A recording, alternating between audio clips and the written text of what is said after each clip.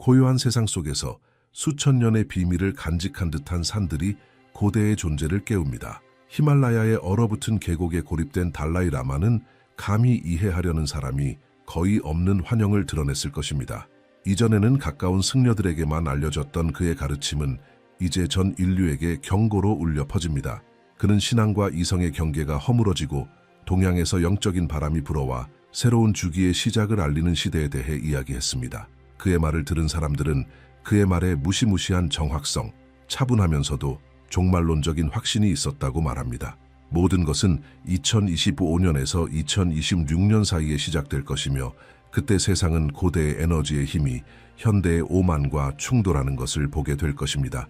그것은 누구도 막을 수 없는 것의 서곡이었습니다. 수십 년 동안 달라이 라마는 침묵을 지켰습니다. 그의 삶은 몸, 마음, 우주 사이의 조화를 추구하는 깊은 탐구로 특징 지어졌습니다. 그러나 연민과 지혜 이상의 것이 있었습니다. 그는 지구가 자연재해뿐만 아니라 전례 없는 영적 변화로 흔들릴 시대에 대해 이야기했습니다.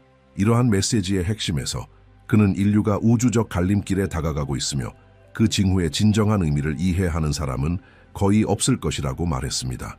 비밀수도원에 보존된 고대 티베트의 에너지 읽기 관행은 달라이 라마가 잊혀진 영적 기록에 접근할 수 있게 했을 것입니다. 그는 그것들을 시대의 메아리라고 불렀는데 일종의 보편적인 기억이 시간에 기록된 것입니다. 명상과 만트라의 진동을 통해 그는 보이는 것 너머를 볼 수 있었고 운명의 책을 넘기듯이 과거와 미래를 가로질렀습니다. 그곳에서 그는 세상의 파괴와 정화 사이의 희미한 선을 묵상했을 것입니다. 이러한 환영에서 그는 불과 빛의 해라고 부르는 것을 밝혔습니다. 그에 따르면 2025년은 불의 시작, 즉 인간 구조의 붕괴가 될 것입니다. 그리고 2026년은 폐허 속에서 태어날 새로운 의식의 각성인 빛의 시대가 될 것입니다. 이러한 예언은 제한된 글로 기록되어 산 정상의 영적 수련회에서만 암송되었습니다. 소수의 제자들은 징후가 나타나기 시작하는 것을 깨닫고 구절을 공개할 수 있는 권한을 받았을 것입니다. 달라이 라마는 극심한 기후 변화, 경제 제국의 몰락, 수세기 동안 세계를 지배해온 강대국의 약화를 묘사했을 것입니다. 그는 강자들이 침묵하고 국가들이 내부로 향할 때 동양이 인류의 새로운 목소리로 다시 떠오를 것이라고 말했습니다. 승려들 사이에는 달라이 라마가 사건을 예견했을 뿐만 아니라 그 배후에 있는 것, 즉 인류를 결정의 지점으로 이끄는 보이지 않는 힘을 보았다는 믿음이 널리 퍼져 있습니다. 그의 마지막 명상에서 그는 내면의 반향이라는 수행법을 개발했을 것입니다. 여기서 자신의 심장 소리는 지구의 에너지 흐름을 해독하는 데 사용될 것입니다. 그는 지구가 정화 주기에 접근함에 따라 주파수가 변하는 진동을 묘사했습니다. 마치 지구가 수세기 동안 축적된 부정적인 에너지를 배출하기 위해 다르게 숨쉬는 것과 같았습니다. 그의 가장 강렬한 순간 중 하나에서 달라이 라마는 지구가 죽어가는 것이 아니라 인간이 자신의 죄의 도구로 질식시키고 있다고 단언했다고 합니다. 이 문구는 다가오는 시대에 대한 경고로 그것을 들은 소수의 사람들의 마음에 새겨졌습니다. 그는 인간의 고통을 전 세계적인 영적 불균형의 반영으로 보았습니다. 이러한 불균형이 최고조에 달하면 자연의 힘은 가차없이 움직일 것입니다. 지진, 분출, 바다의 갑작스러운 변화가 있을 것입니다. 그러나 달라이 라마는 이러한 사건이 신의 형벌이 아닐 것이라고 강조했습니다. 그것들은 지구와 인간 의식 사이의 재정렬의 자연스러운 반영일 뿐입니다. 그의 말을 연구한 사람들은 그가 항상 동양의 부활을 이 과정의 불가피한 결과로 언급했다고 주장합니다. 아시아는 세계의 영적 중심지로 돌아갈 것이라고 그는 말했습니다. 티베트, 인도, 한국, 일본은 고대의 지혜의 서약으로 연결된 빛의 선을 형성할 것입니다. 그들은 서구 강대국의 붕괴 후 인류의 도덕적, 영적 부활을 이끌도록 부름받은 국가가 될 것입니다. 달라이 라마는 세계의 균형이 영이 물질보다 우선하고 신앙이 다시 문명의 동력이 되는 지점으로 돌아갈 것이라고 믿었습니다. 달라이 라마의 첫 번째 예측은 은퇴 후 몇 년 후에 확인되기 시작했습니다. 그는 전환의 첫 번째 징후는 북쪽의 강력한 지도자의 갑작스러운 몰락과 아시아 대륙을 뒤흔들 애도의 물결이 될 것이라고 발표했습니다. 믿는 사람은 거의 없었습니다. 그러나 사실이 무시무시한 정확성으로 실현되었을 때 제자들은 더 큰 일이 진행 중임을 깨달았습니다. 그는 또한 인간이 작은 화면 안에서 금을 발견하고 자신이 만든 빛의 노예가 되는 빛나는 거울의 시대를 예견했습니다. 그 당시 그의 말은 상징적으로 보였습니다. 오늘날 모든 사람들은 그가 무엇을 의미했는지 이해합니다. 기술에 대한 의존, 이미지에 대한 집착, 정보의 지배는 인류의 새로운 재단이 되었습니다. 가장 가까운 승려들에 따르면 달라이라마는 세상을 에너지 네트워크로 보았습니다. 그에게 각 문명은 주파수를 방출했고 과도한 탐욕은 지구의 진동장을 왜곡했습니다.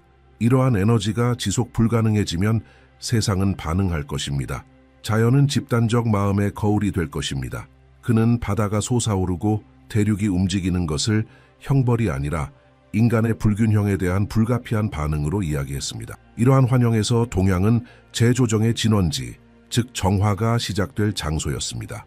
그의 글에서 그는 2025년과 2026년을 반대되는 힘이 충돌하여 지구의 운명을 재정의하는 수렴기간의 시작으로 묘사했습니다.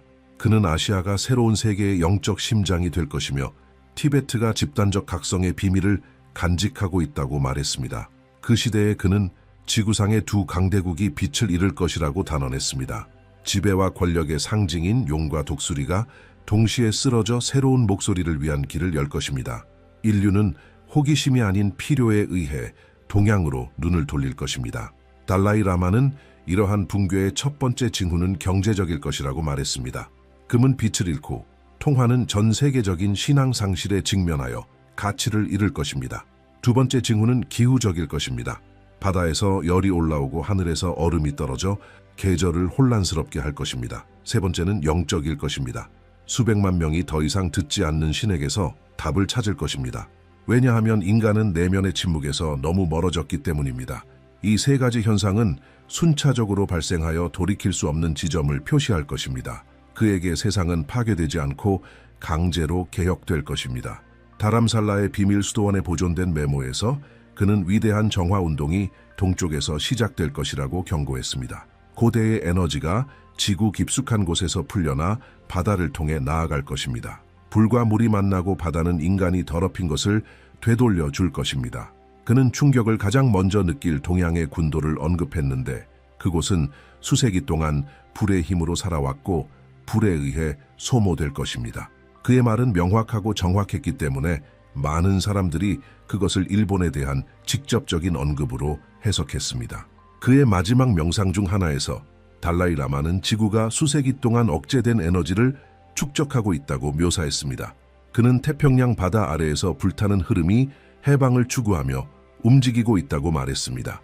이 힘이 표면에 도달하면 세계 지도가 다시 그려질 것입니다. 그는 형벌이 아니라 재균형에 대해 이야기했습니다. 그는 지구가 살아있는 존재이며 인간이 그 원칙을 위반하면 자연 자체가 오류를 수정한다고 말했습니다. 그는 세상의 불은 외부에서 오는 것이 아니라 인간 자신의 내부에서 온다고 썼습니다.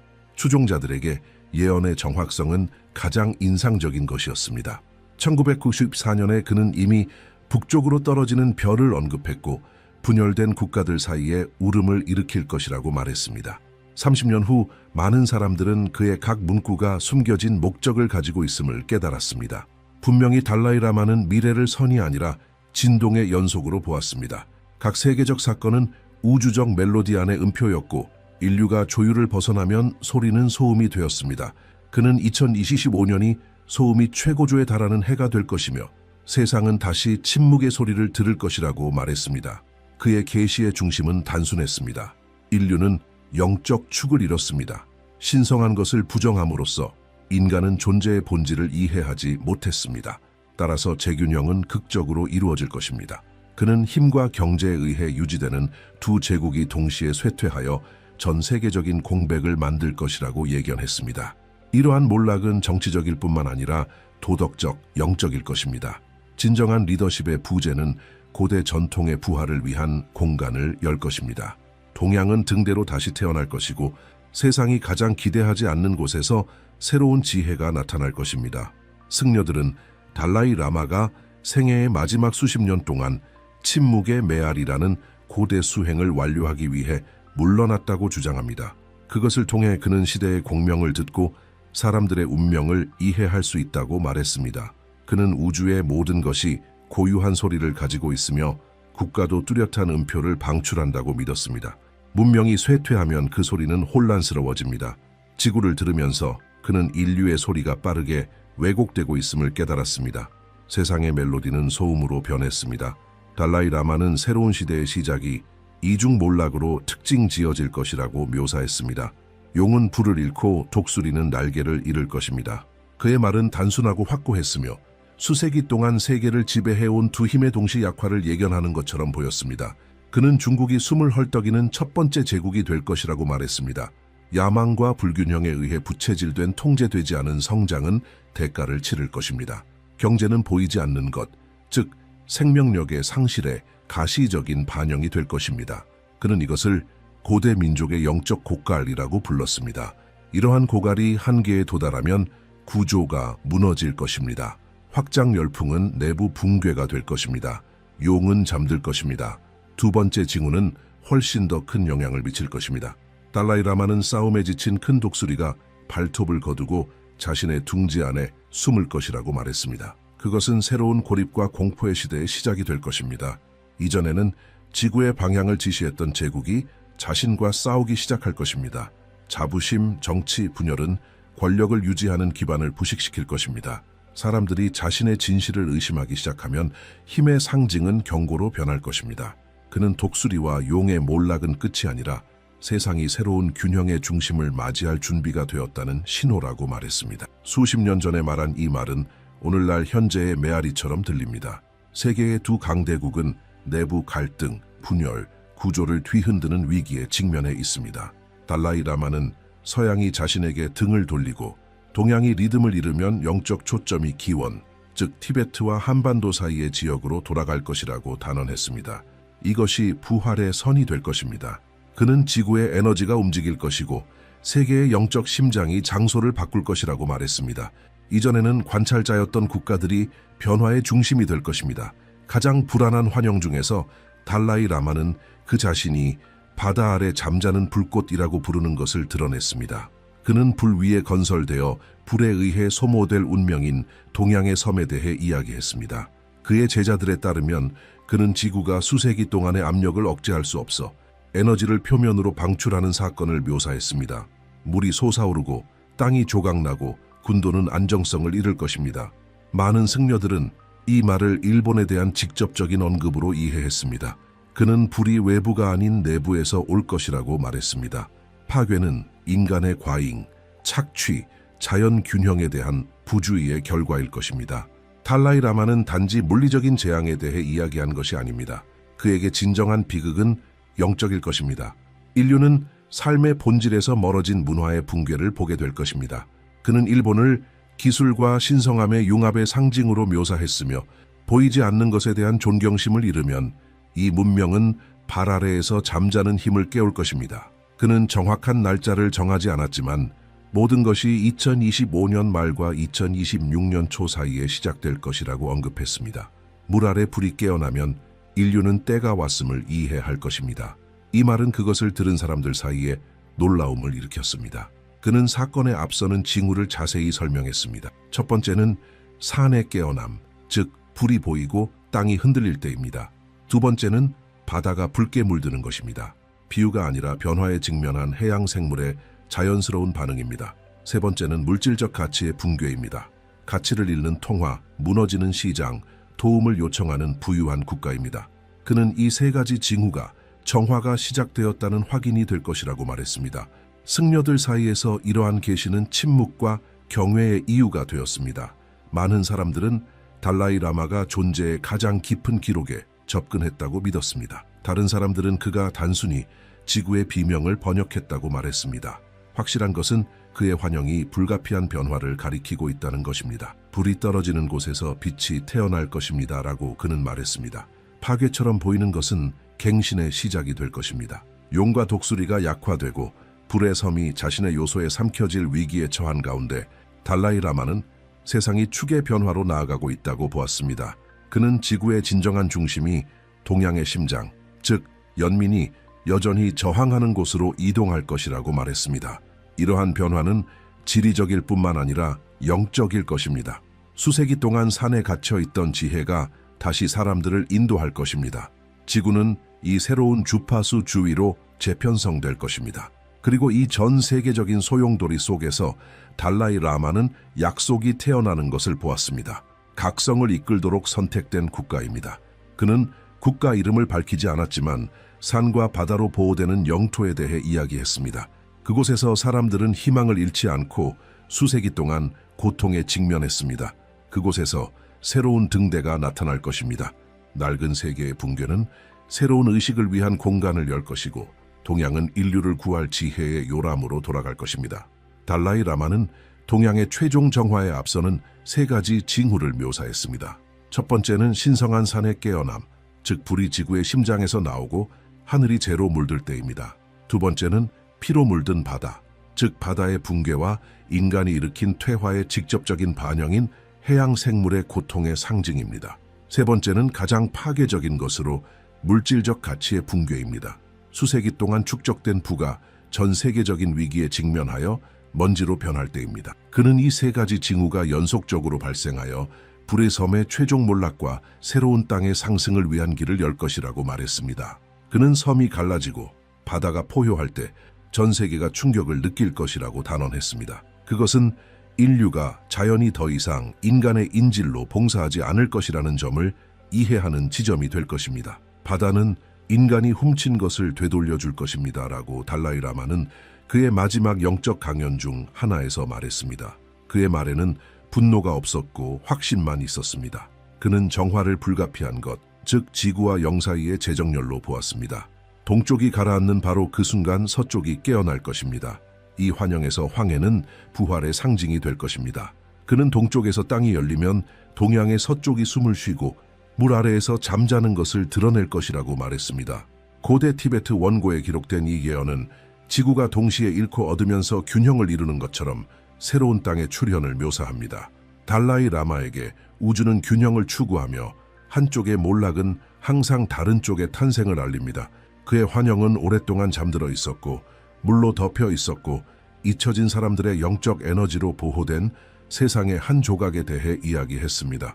그는 동쪽 바다에서 불이 꺼지면 새로운 시대의 자력을 지닌 새로운 땅이 서쪽에서 나타날 것이라고 말했습니다. 그것은 폭풍에서 살아남은 사람들을 위한 피난처가 될 것입니다. 인간의 부패에서 벗어난 순수한 땅은 인류의 영적 부활을 위해 예약되었습니다. 이러한 계시를 연구한 승려들은 달라이 라마가 이 새로운 영토를 각성의 성소로 묘사했다고 주장합니다. 그곳에서 생존자들은 힘이 아니라 영혼의 친화력으로 모일 것입니다. 그것은 연민, 존중, 지혜로 인도되는 새로운 문명이 될 것입니다. 물질주의는 그곳에서 죽고 실천적인 영성과 단순함으로 대체될 것입니다. 이 새로운 땅은 한 국가에 속한 것이 아니라 인류에 속할 것입니다. 달라이 라마는 붕괴와 부활 사이의 전환이 짧지만 강렬할 것이라고 믿었습니다. 2026년은 정화의 정점을 찍을 것입니다. 물은 제국을 덮고 푸른 도시를 소모할 것이지만 파괴에서 조화가 올 것입니다. 그는 고통이 균형의 도구가 될 것이라고 말했습니다. 지구는 처벌하지 않습니다. 지구는 가르칩니다. 승려들 사이에서 반복되는 이 문구는 저항과 희망의 상징이 되었습니다. 많은 사람들이 이 말에서 종말의 전조를 보았지만 그는 계시의 시작을 보았습니다. 새로운 땅의 출현은 지구의 영적 부활의 물리적 증거가 될 것입니다. 동쪽은 가라앉고 서쪽은 솟아오를 것입니다. 따라서 달라이 라마는 세상의 이원성이 끝나고 균형이 회복될 것이라고 말했습니다. 이 과정에서 한국과 티베트는 중심적인 역할을 할 것입니다. 전자는 인간 변화의 심장으로, 후자는 영적 지식의 수호자로. 그의 말을 연구하는 사람들은 달라이 라마가 한때 분열되었던 가장 오래된 국가들이 영적으로 연합하는 순간을 예견했다고 믿습니다. 그는 아시아를 수세기 동안의 전쟁과 지배로 분열되었지만 새로운 의식으로 연합하여 다시 태어날 몸으로 보았습니다. 대륙은 우주 에너지와 인간 에너지의 수렴 지점이 될 것입니다. 그곳에서 세상이 다시 태어날 것입니다. 그러나 달라이 라마는 경고했습니다. 새로운 땅은 모든 사람에게 나타나지 않을 것입니다. 깨어있는 마음을 유지하는 사람들만이 부름을 인식할 것입니다. 새로운 땅은 눈으로 보이는 것이 아니라 영혼으로 보이는 것입니다. 그는 공포와 의심을 초월하고 변화를 진화의 일부로 인식하는 능력을 언급했습니다. 각성에 저항하는 사람들은 자신의 혼란에 휩싸일 것입니다. 이러한 예언은 매력과 불편함을 불러일으켰습니다. 많은 사람들은 달라이 라마의 환영이 문자 그대로인지 영적인지 궁금해했습니다. 그는 결코 대답하지 않았습니다.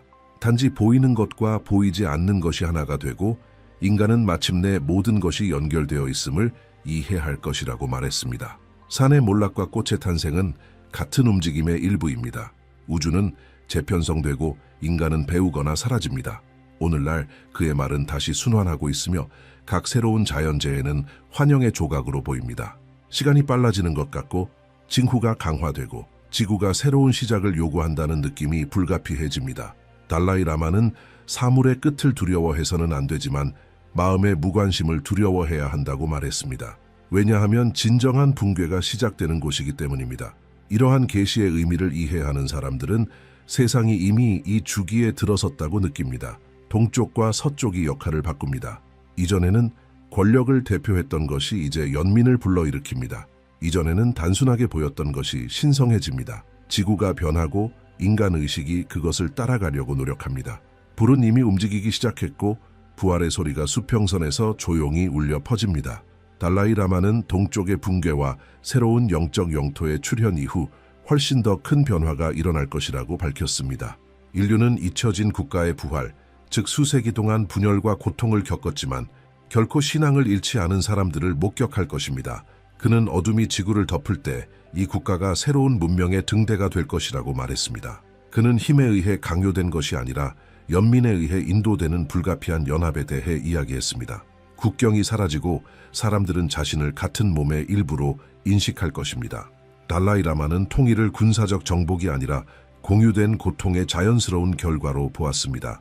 그는 권위주의 정권의 붕괴와 정치 시스템의 고갈이 이러한 변화의 기폭제가 될 것이라고 단언했습니다. 고대의 분열이 사라지고 순수함과 신앙으로 인도되는 새로운 리더십이 사람들로부터 나타날 것입니다. 이전에는 공포에 갇혀 있던 북쪽이 문을 열고 빛을 향해 나아갈 것입니다. 군중은 정복하기 위해서가 아니라 생존하기 위해 국경을 넘을 것입니다. 이 운동에서 그는 연민의 정신이 새로운 법이 될 것이라고 말했습니다. 달라이 라마에 따르면 이러한 연합은 지리적일 뿐만 아니라 영적일 것입니다. 침묵과 얼음으로 덮인 북쪽의 고대 땅은 과거와 미래의 화해의 상징이 될 것입니다. 이 지역의 부활은 잃어버린 균형을 되찾을 것입니다. 그는 북쪽의 귀환을 권력이 아닌 지혜와 공감에 기반한 새로운 문명의 시작으로 보았습니다. 고통 속에서 저항한 남쪽 사람들은 추위에서 온 사람들을 환영하고 함께 갱신된 세계의 심장을 형성할 것입니다. 이러한 환영에서 달라이 라마는 산 사이에서 태어나 기원이 아닌 빛으로 인식되는 특별한 존재의 도착을 묘사했습니다. 그는 그를 깨어있는 마음의 운반자라고 불렀습니다. 그는 단순한 사람이지만 공포를 녹이는 존재감을 가질 것입니다. 그의 눈은 군중을 진정시키는 힘을 가질 것이라고 그는 말했습니다. 그는 왕좌나 사원을 찾지 않을 것입니다.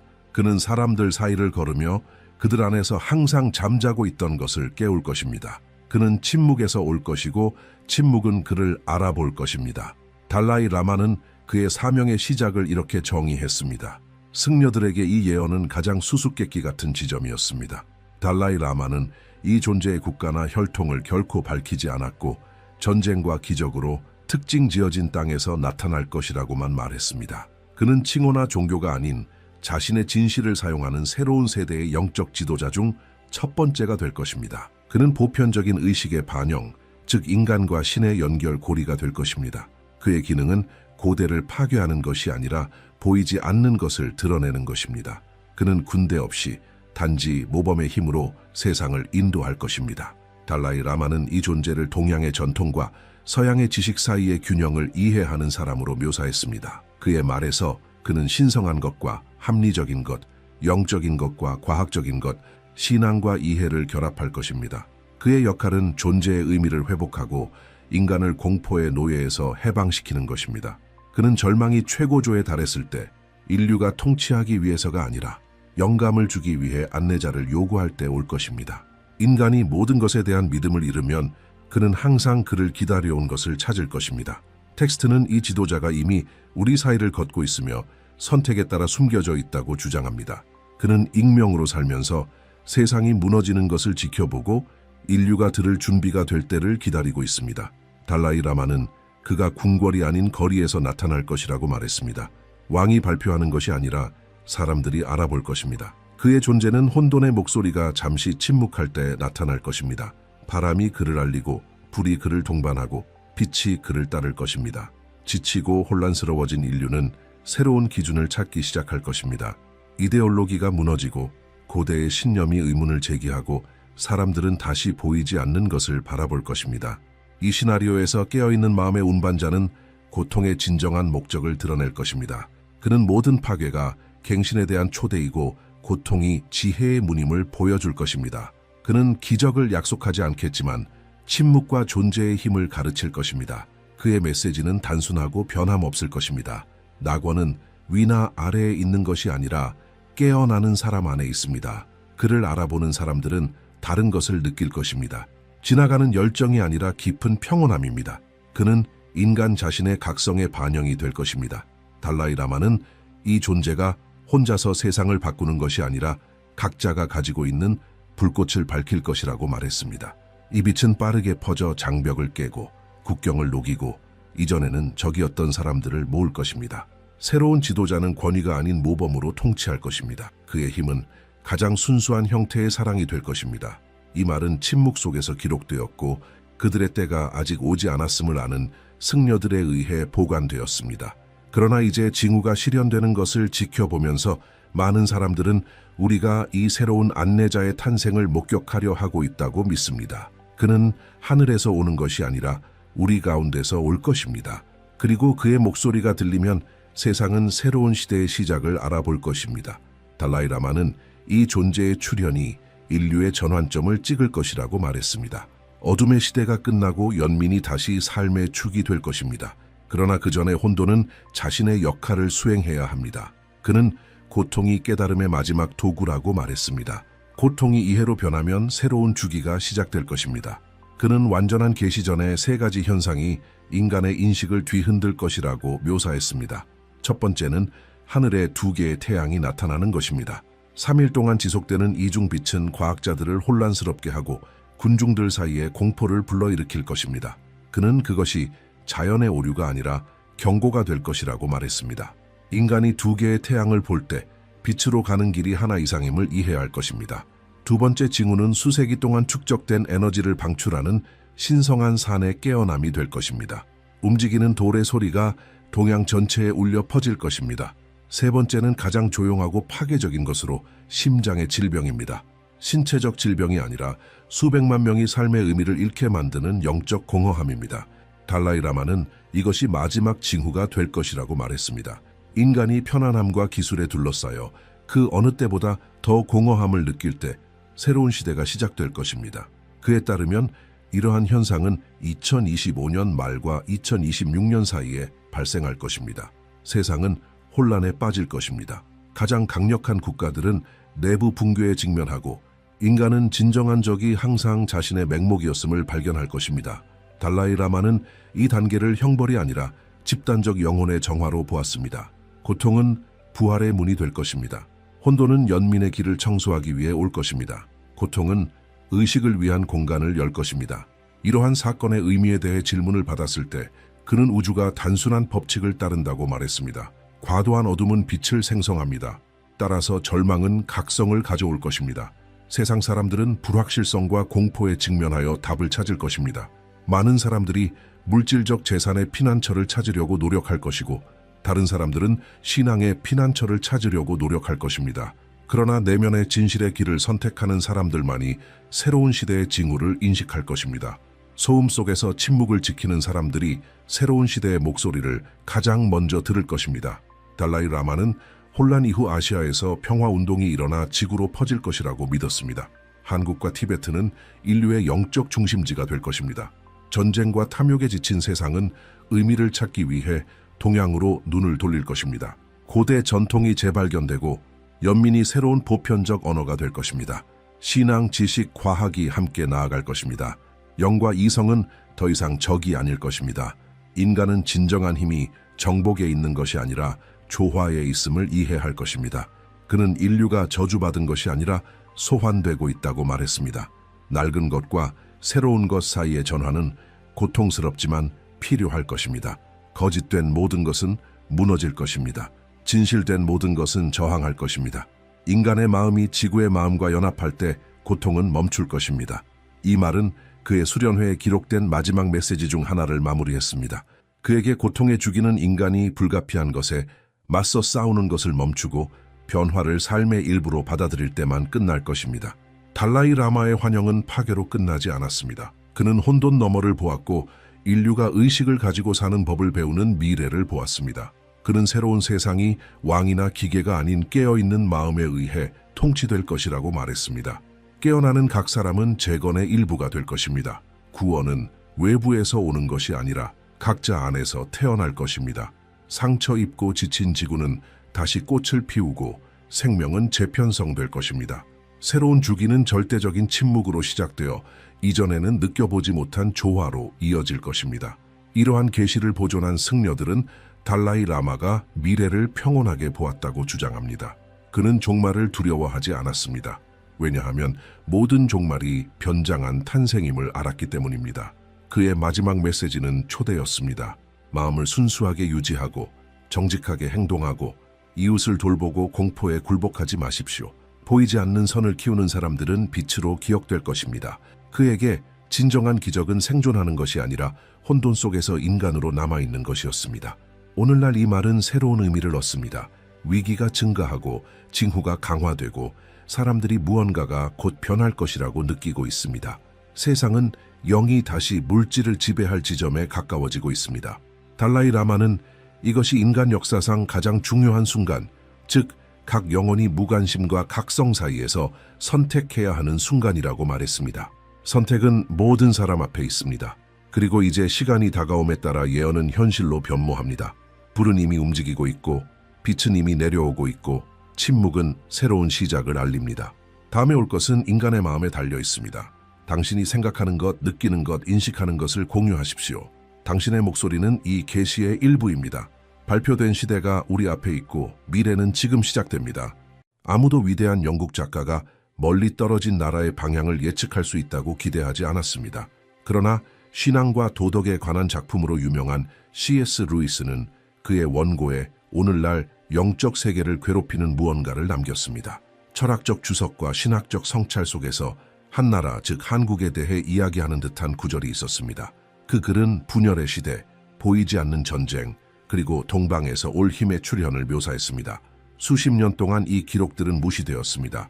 그러나 수수께끼 같은 구절에 불과했던 것이 오늘날 우리가 살고 있는 사건에 한 글자 한 글자 들어맞는 경고가 되었습니다. 루이스는 촛불을 켜고 거의 신성한 침묵 속에서 홀로 새벽에 글을 쓰곤 했습니다.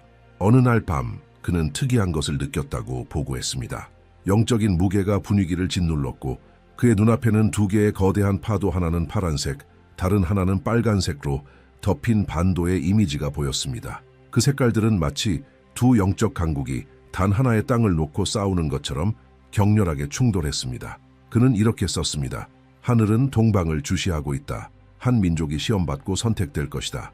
그 문구는 학자들이 그의 노트를 재발견하고 각 세부 사항이 한국의 현재 상황을 묘사하는 것처럼 보인다는 것을 깨달을 때까지 수십 년 동안 잊혀졌습니다. 그 순간부터 C.S. 루이스의 이름은 신앙학자뿐만 아니라 징조를 찾는 사람들에게도 언급되기 시작했습니다. 많은 사람들은 1963년에 사망한 사상가가 어떻게 그가 결코 살아보지 못한 시대에 대해 그토록 정확한 말을 남길 수 있었는지 궁금해했습니다. 그러나 그 글은 분명했습니다. 루이스는 지도자들이 몰락하고 국가들이 혼란스러워하며 순수한 마음을 유지하는 사람들만이 사건의 진정한 목적을 이해할 시대에 대해 이야기했습니다. 그는 인간의 이성이 한계에 다다르면 하늘이 다시 개입할 것이라고 말했습니다. 그의 일기에 누렇게 변색된 페이지 사이에는 날짜가 없는 메모가 있었습니다. 그 메모에서 그는 이렇게 썼습니다. 세상이 무너지는 동안에도 굳건히 서 있을 사람들이 있을 것이다. 그들은 두려움이나 권력에 굴복하지 않을 것이다. 그 나라는 미래의 거울이 될 것이다. 많은 사람들은 그가 한국을 언급했다고 믿습니다. 그 글의 어조는 경고가 아니라 계시였습니다. 그는 역사를 넘어선 무언가, 아직 일어나지 않은 무언가를 보는 것 같았습니다. 루이스는 동방에서 영적 싸움이 무기가 아닌 양심으로 벌어질 것이라고 주장했습니다. 그는 거짓의 영이 세상을 지배할 때 하늘은 진실을 다시 밝힐 곳을 선택할 것이다 라고 썼습니다. 학자들은 루이스가 그의 마지막 글에서 두 바다가 만나는 곳과 새벽의 관문과 같은 특이한 표현을 사용했다는 것을 알고 당황했습니다. 어떤 사람들에게는 그것은 단지 시일 뿐이었습니다. 다른 사람들에게는 그것은 해가 뜨는 지점에서 정확히 시작될 세계적인 변화의 발표였습니다. 그는 큰 변화가 서양이 아닌 극동에서 올 것이라고 주장했습니다. 그리고 친구에게 보낸 편지에서 그는 오늘날 설명할 수 없는 힘으로 울려 퍼지는 무언가를 썼습니다. 다른 모든 땅이 그늘에 가려질 때 빛날 땅이 있을 것이다. 빛은 아무도 예상하지 못한 곳에서 시작될 것이다. 이 이야기를 더욱 신비롭게 만드는 것은 합리적이고 꼼꼼한 사람이었던 루이스가 자신을 예언가로 여긴 적이 없다는 것입니다. 그러나 그의 글에 묘사된 비전은 단순한 은유라고 하기에는 너무 자세합니다. 그는 양심에 지진 시대를 앞서 몰락하는 지도자, 그리고 부패와 속임수를 거부할 세대의 출현을 묘사합니다. 신앙의 존엄성을 회복하기 위해 부름받은 세대, 그리고 거의 상징적으로 이 모든 것이 그의 원고에 반복적으로 나타나는 숫자 2026과 연결되어 있습니다. 마치 침묵과 영적 불로 표시된 날짜처럼 말입니다. 루이스는 그 글 중 하나에서 이렇게 썼습니다. 하늘이 말로 말하지 않고 사건으로 말할 때가 올 것이다. 인류는 자신의 양심에 의해 시험받을 것이다. 이 문구는 다양한 해석의 출발점이 되었습니다. 많은 사람들은 그가 한 시대의 도덕적, 정치적 붕괴를 예측했다고 주장합니다. 다른 사람들은 그가 한국에서 시작될 영적 각성을 분명히 보았다고 말합니다. 그러나 한 가지 확실한 것은 그의 말이 우연히 쓰여진 것이 아니라는 것입니다. 그들은 불가능해 보였지만 지금은 우리 눈앞에 있는 미래를 위한 메아리로 남겨졌습니다. 수년 동안 학자들과 종교인들은 C.S. 루이스의 비전의 진정한 의미를 해독하려고 노력했습니다. 그의 메모 중 하나에서 그는 다가오는 전쟁은 눈으로 보이는 것이 아니라 영으로 느껴지는 것이다 라고 썼습니다. 그에게 세상은 군대의 싸움이 아니라 진실과 환상 사이의 대결로 나아가고 있었습니다. 그의 말에 따르면 한국은 이 분쟁이 가장 강렬한 지점에 도달할 무대가 될 것입니다. 영적 철학처럼 보였던 것이 예언처럼 들리기 시작했습니다. 루이스는 속임수의 목소리가 너무 많아 진실이 조롱받을 때 하늘이 다시 개입할 것이라고 말했습니다. 보이는 기적이 아니라 더 큰 목적을 위해 깨어나는 평범한 사람들을 통해 말입니다. 그는 이 개입을 진실과 거짓을 분리하는 숨결이라고 묘사했습니다. 그의 메모에는 흥미로운 구절이 있습니다. 통치하는 자들이 진실에서 멀어질 때 하늘의 시간이 다가올 것이다. 정치적 위기가 나라 전체를 뒤흔들기 시작할 때까지 아무도 그것이 무엇을 의미하는지 이해하지 못했습니다. 그때 학자들은 그의 글을 구체적인 사건과 연관시키기 시작했습니다. 루이스의 말은 형태를 갖추는 것처럼 보였습니다. 그는 멀지 않은 미래의 지도자들에 대한 신뢰가 무너지고 인류가 다른 종류의 권위, 즉 깨어난 양심에서 지침을 구할 것이라고 예측했습니다. 그는 침묵 속에서 말하는 목소리가 모든 연설보다 더 강력할 것이다 라고 썼습니다. 다른 구절에서 루이스는 인상적인 비전을 묘사했습니다.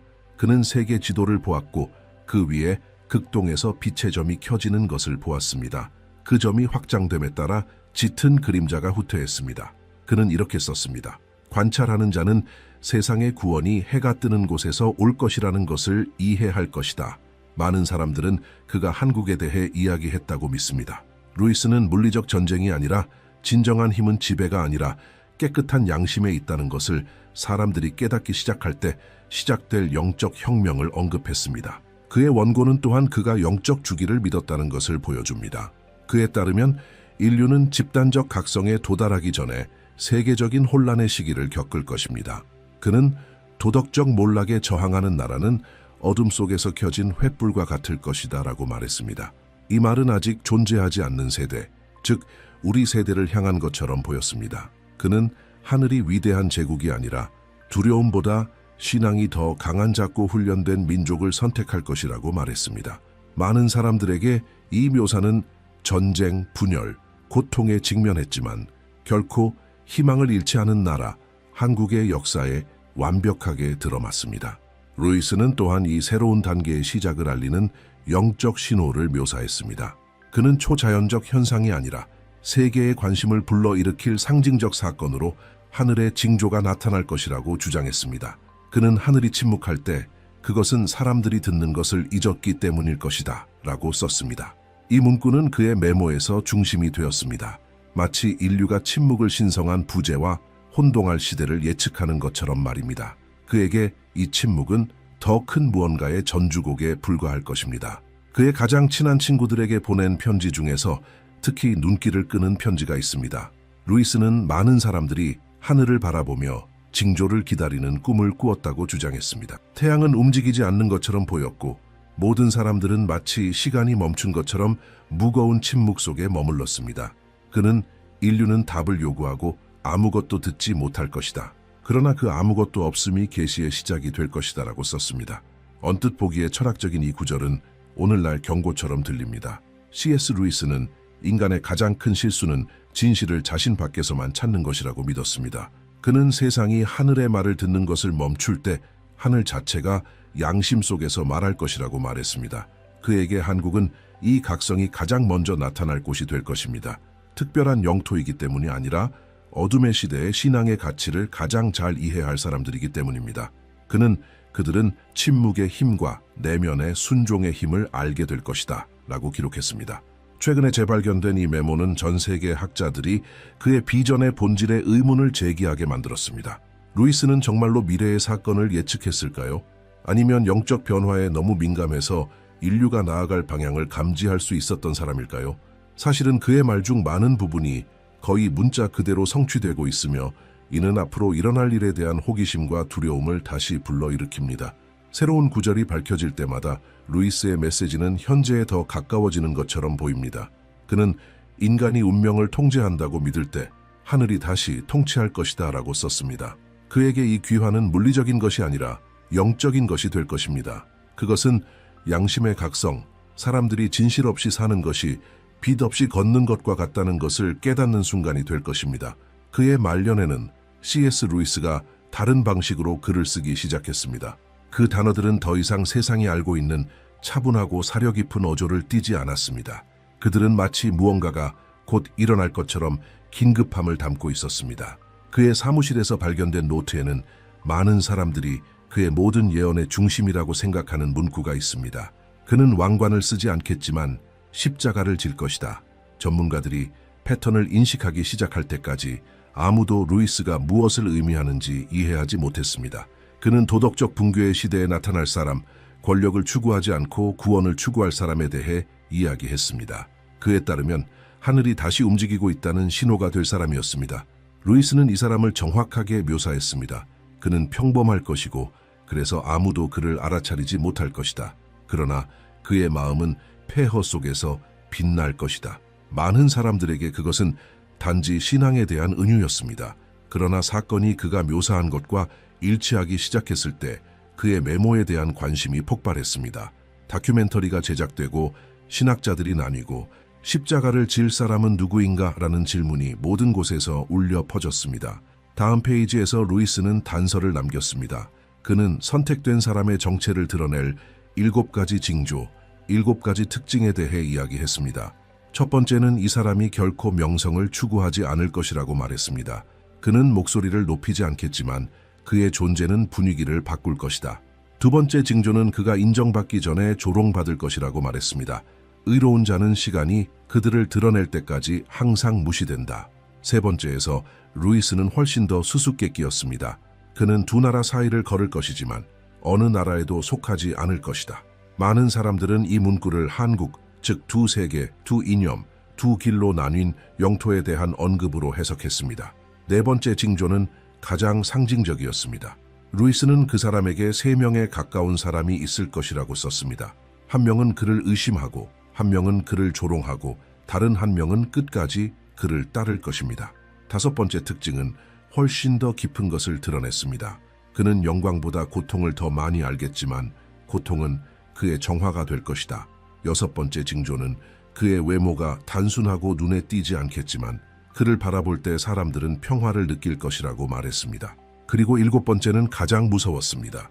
그는 이미 살았지만 아무도 그의 이름을 기억하지 못한다. 이 7문구는 단어 하나하나 연구되었습니다. 어떤 이론도 그것들을 완전히 설명할 수 없었습니다. 어떤 사람들은 루이스가 새로운 영적 지도자에 대해 이야기했다고 주장했습니다. 다른 사람들은 집단적 상징, 즉 사람들의 각성에 대해 이야기했습니다. 그러나 아무도 무시할 수 없는 세부 사항이 있습니다.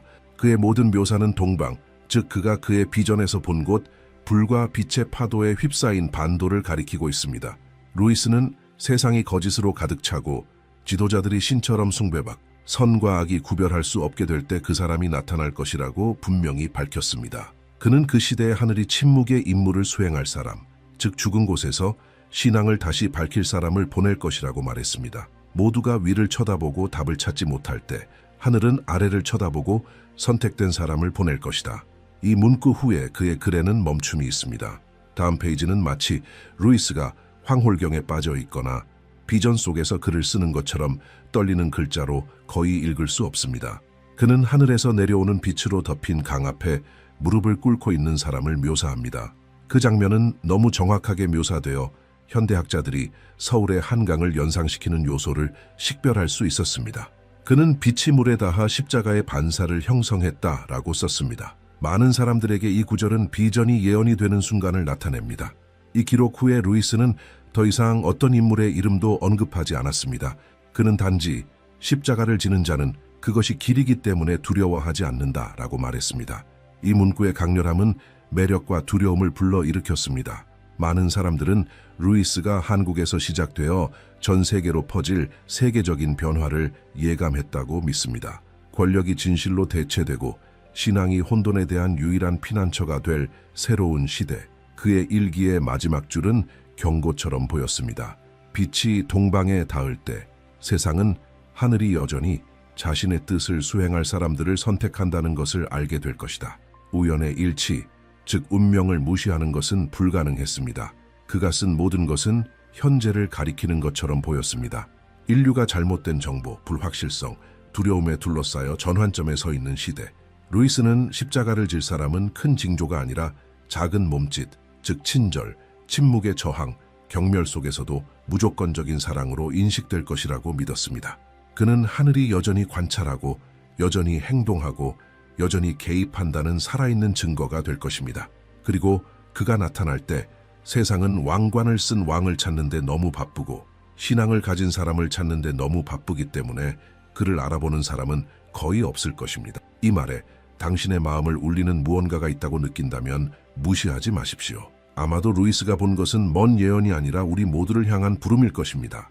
댓글에 당신의 생각을 적어주세요. 당신의 비전을 공유하세요. 왜냐하면 모든 성찰은 답의 일부가 될 수 있기 때문입니다. 아마도 그가 묘사한 사람은 이미 우리 가운데 있을 것입니다. 그리고 아마도 하늘은 우리가 그를 알아보기를 기다리고 있을 뿐일 것입니다. C.S. 루이스는 한 나라의 진정한 시험은 전쟁 중일 때가 아니라 진실과 환상 중에서 선택해야 할 때 온다고 썼습니다. 그는 이 순간을 영의 두 길이라고 불렀습니다. 그에 따르면 세상은 예외 없이 모든 사람이 선택 앞에 놓일 지점에 도달할 것입니다. 한 길은 넓고 약속, 박수, 겉보기에 안전으로 가득 차 있을 것입니다. 다른 길은 좁고 불확실하며 손실과 희생으로 표시될 것입니다. 그리고 루이스는 거의 모든 사람이 넓은 길을 선택하겠지만 좁은 길을 따르는 사람들만이 진정한 빛을 찾을 것이라고 말했습니다. 그의 기록에는 2026이라는 날짜가 반복적으로 나타납니다. 그는 이 해가 인류의 영적 경계를 표시할 것이라고 말했습니다. 그는 하늘에는 침묵이 있을 것이다 라고 썼습니다. 사흘 동안 어떤 기도도 들리지 않고 어떤 징조도 주어지지 않을 것이다. 그 묘사는 직접적이고 거의 냉정하지만 그 의미는 파괴적입니다. 루이스는 인류가 신성한 것에서 얼마나 멀어졌는지 깨닫게 될 신성한 중단을 경험할 것이라고 믿었습니다. 그는 하늘은 우리를 거부했기 때문에 침묵하지 않을 것이다. 그러나 우리가 마침내 우리 자신의 양심의 소리를 들을 수 있도록 침묵할 것이다 라고 썼습니다. 그는 이 시기를 현대사에서 가장 중요한 시점으로 보았습니다. 사람들은 답을 요구하고 받지 못할 것입니다. 교회, 사원, 영적 지도자들은 침묵을 설명하려고 노력하겠지만 아무도 답을 갖지 못할 것입니다. 루이스는 이 공허함이 인류가 신과 재회할 마지막 기회가 될 것이라고 썼습니다. 하늘이 침묵하는 동안 인간은 자신을 들을 것이다. 그리고 그것이 증거가 될 것이다. 루이스의 말은 모든 것이 정상적으로 보일 시대를 묘사합니다.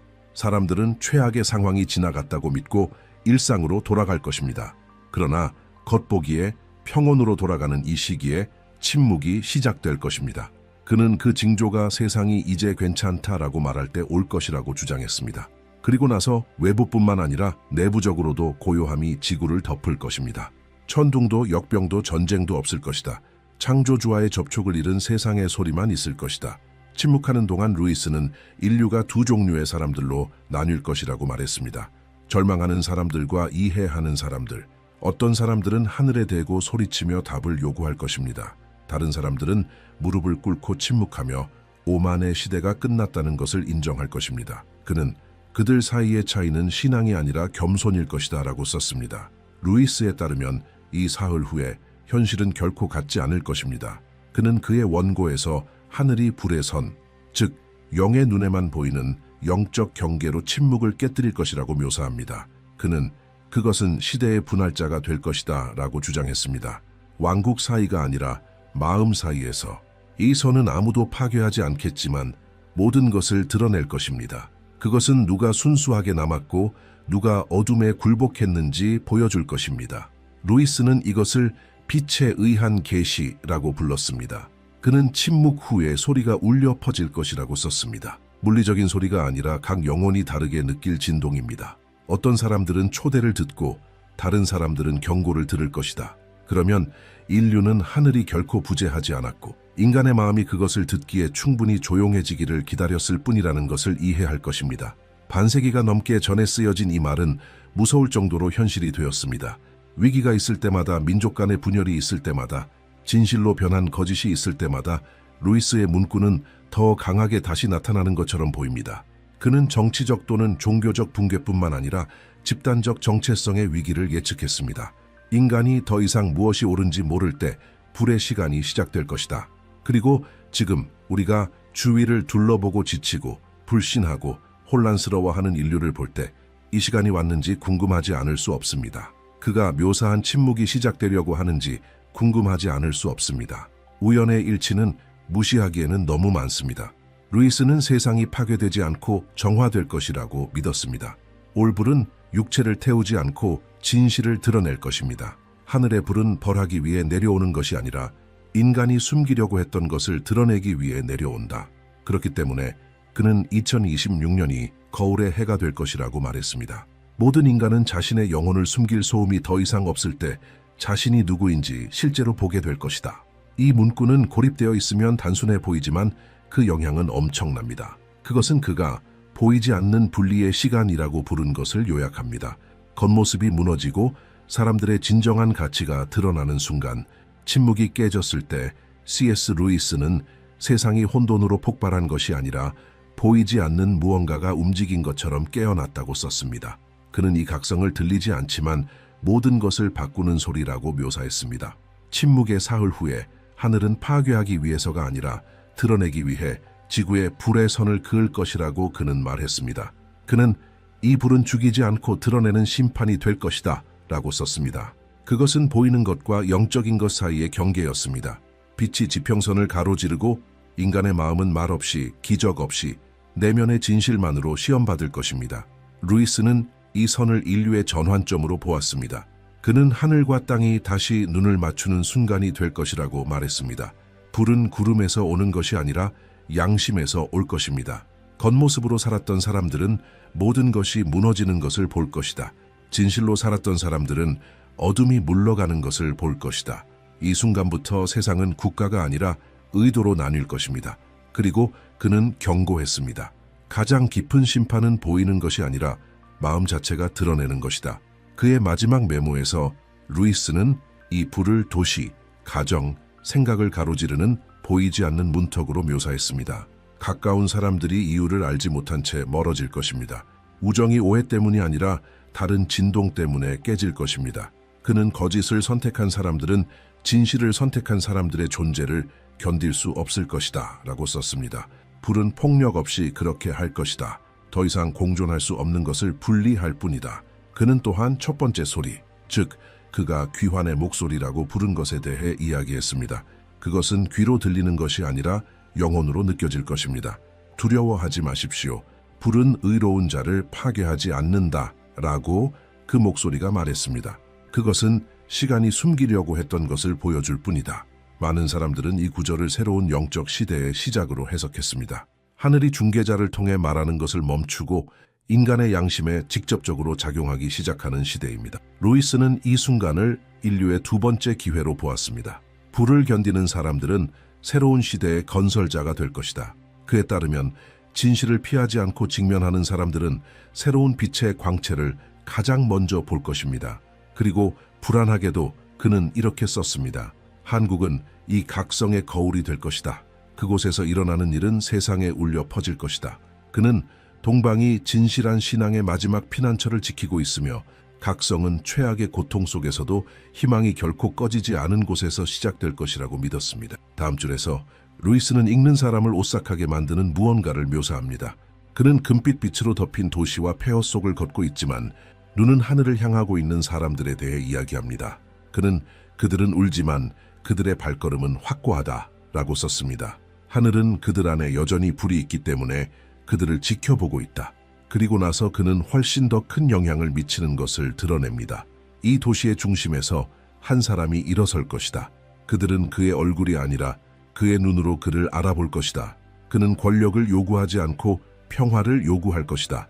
그리고 그가 말할 때 불은 멈출 것이다. 루이스는 이 사람을 첫 번째 소리의 메신저라고 불렀습니다. 화해의 상징, 통치자가 아니고 고전적인 의미의 예언자가 아니라 그의 단순한 존재로 다른 사람들의 순수함을 깨울 사람입니다. 그는 군대를 일으키지 않고 양심을 일으킬 것이다. 그의 말은 짧지만 힘으로 가득 차 있을 것입니다. 그는 불은 끝이 아니라 시작이다 라고 말할 것입니다. 그리고 그 순간 인류는 불이 집단 영혼의 거울일 뿐이라는 것을 이해할 것입니다. 이 사건 후에 루이스는 영적 현상을 묘사했습니다. 불을 견딘 사람들은 결코 경험하지 못한 평화를 느낄 것입니다. 노래도 축하도 없을 것이다. 두려움이 아니라 인정의 침묵과 눈물이 있을 것이다. 인류는 마침내 진정한 기적이 하늘이 내려오는 것이 아니라 인간이 하늘을 만나기 위해 영적으로 올라가는 것이라는 것을 알게 될 것입니다. 불 후에 C.S. 루이스는 세상이 이전과 같지 않다고 썼습니다. 도시는 똑같아 보였지만 보이지 않는 무언가가 바뀌었습니다. 공기는 다른 무게를 지니고 있었습니다. 마치 모든 사람이 마음속으로 평범한 시간이 끝났다는 것을 알고 있는 것처럼 말입니다. 그는 이 새로운 시간을 침묵의 각성의 시대라고 불렀습니다. 이 기간 동안 메신저, 즉 불 후에 말할 사람은 더 이상 보이지 않겠지만 그의 목소리는 사람들의 기억 속에 계속 울려 퍼질 것입니다. 그는 너를 드러내는 빛을 두려워하지 마십시오. 그 빛 속에서 길을 볼 수 있기 때문입니다. 라고 말했습니다. 이날부터 루이스는 인류가 두려움이 아니라 양심으로 살기 시작할 것이라고 주장했습니다. 그의 마지막 원고에서 그는 인상적인 비전을 보고했습니다. 그는 한국이 새로운 영적 불꽃의 중심이 되는 것을 보았다고 말했습니다. 그는 동방에서 모든 것이 무너질 때 세상에 서 있는 법을 가르칠 나라가 나타날 것이다 라고 썼습니다. 그들은 가장 강하지도 않고 가장 부유하지도 않겠지만 마지막 불꽃을 켜둘 사람들이다. 그에게 인류의 미래는 더 이상 제국에 달려있는 것이 아니라 충실한 마음에 달려 있습니다. 하늘은 큰 것을 혼란스럽게 하기 위해 작은 것을 선택하고 강력한 것을 부끄럽게 하기 위해 침묵하는 것을 선택할 것입니다. 루이스는 불의 선후에 내면의 재건의 시간이 시작될 것이라고 믿었습니다. 그는 한국을 인간 희망의 상징, 침묵과 불에서 살아남은 사람들을 인도할 등대로 보았습니다. 그는 동방은 세상의 거울이 될 것이다 라고 썼습니다. 그곳을 바라보는 사람은 여전히 남아있는 신앙의 반영을 볼 것이다. 그는 종교에 대해 이야기하는 것이 아니라 도덕적 순수성, 모든 사람이 쉬운 것을 선택할 때 옳은 일을 할 용기에 대해 이야기했습니다. 이 불꽃은 하늘이 인류에게 주는 마지막 선물이다. 그리고 그것이 살아있다면 어떤 어둠도 이기지 못할 것이다. 마지막 페이지에서 루이스는 이 세대를 위한 것처럼 보이는 문구를 남겼습니다. 하늘은 완벽한 사람을 찾는 것이 아니라 빛이 죽도록 내버려 두지 않으려는 사람을 찾는다. 그는 모든 인간을 불꽃의 운반자, 세상을 숨쉬게 하는 신성한 진실의 작은 부분으로 보았습니다. 이 불꽃이 꺼지면 주기가 끝날 것입니다. 그러나 그것이 보호되면 세상은 다시 태어날 것입니다. 그는 깨어난 하나의 마음이 1000개의 다른 마음을 다시 밝힐 수 있다라고 말했습니다. 그리고 이것이 하늘이 시대를 재건하는 방법이다. 그는 미래를 성도가 아닌 성실한 사람들을 위한 시험장으로 묘사했습니다. 민족 간의 경계는 성격의 경계보다 덜 중요해질 것입니다. 새로운 세계의 진정한 지도는 마음의 선택에 의해 그려질 것이다. 그리고 그는 이 변화가 안에서 밖으로, 한 민족에서 지구로, 하나의 불꽃에서 하늘 전체로 시작될 것이라고 여러 페이지에서 반복했습니다. C.S. 루이스는 인류가 심판을 두려워하라는 부름을 받은 것이 아니라 갱신에 참여하라는 부름을 받았다고 믿었습니다. 불은 파괴하기 위해 온 것이 아니라 준비하기 위해 온 것이다. 침묵은 처벌이 아니라 부름이었습니다. 빛은 특권이 아니라 결과가 될 것입니다. 그에게 하늘은 듣는 시간은 끝났다. 이제 행동할 시간이다. 라고 말하고 있었습니다. 그리고 그렇기 때문에 그의 마지막 송을시는 우리 모두에게 직접적인 부름처럼 들립니다. 불은 멈췄다. 빛은 움직이고 있다. 그리고 하늘은 여전히 믿는 사람들을 통해 행동하기 시작했다. 루이스는 미래를 성도가 아닌 성실한 사람들을 위한 시험장으로 보았습니다. 그는 여러 번 분열의 무대가 되었던 한국이 하늘이 인류에게서 보고 싶어하는 연합의 살아있는 예가 될 것이라고 믿었습니다. 그들은 조화의 횃불을 들고 다닐 것이다. 그들은 신앙을 강요하지 않고 희망을 밝힐 것이다. 그가 첫 번째 소리의 메신저라고 부른 것은 고립된 사람이 아니라 새로운 인간 정신의 상징, 즉 증오에 굴복하기를 거부하는 정신이 될 것입니다. 그의 마지막 줄에서 그는 그의 모든 비전을 요약하는 무언가를 썼습니다. 하늘은 그 어느 때보다 가깝다. 구름 속이 아니라 선택 속에 있다. 이 문구는 오늘날 세대를 관통하는 힘으로 울려 퍼집니다. 루이스는 재앙에 대해 이야기하는 것이 아니라 전환에 대해 이야기했습니다. 그는 세상의 종말에 대해 경고하는 것이 아니라 다른 세상의 시작에 대해 경고했습니다. 여전히 불꽃을 보호하는 사람들의 용기로 건설된 세상입니다. 그리고 아마도 그것이 C.S. 루이스의 마지막 메시지일 것입니다. 미래는 불을 두려워하는 사람들에게 속한 것이 아니라 그것을 통과하고 계속 믿는 사람들에게 속합니다. 그는 마지막 심판은 침묵할 것이라고 말했습니다. 나팔이 아니라 선택입니다. 빛이 물을 것이다. 너는 여전히 켜져 있느냐? 이제 이 이야기를 들으면서 예언이 국가나 시대에 대해서만 이야기하는 것이 아니라 우리 각자에 대해 이야기한다는 것을 알게 될 것입니다. 불이 이미 당신 안에서 시작되었다면 끄지 마십시오. 신앙, 친절, 진실로 그것을 키우십시오. 이것이 하늘이 먼 징조를 통해서가 아니라 불꽃을 살아있게 유지하는 사람들을 통해 세상에서 계속 행동하는 방법입니다. 이 메시지가 당신의 마음에 직접적으로 와닿았다고 느낀다면 댓글에 나는 불꽃을 보호할 것이다 라고 쓰십시오.